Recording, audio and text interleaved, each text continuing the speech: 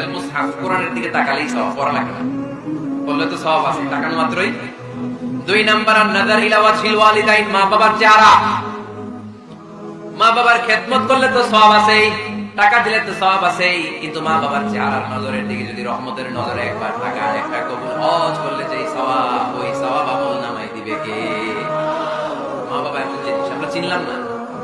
আমরা পীর সাহেবের দরবারে লাউ নিয়ে যাই আর গান গাই, সাদের লাউ বানাইলাম রে, আগা খাইলাম, ডগা খাইলাম, খাইলাম না টুকটুকি না।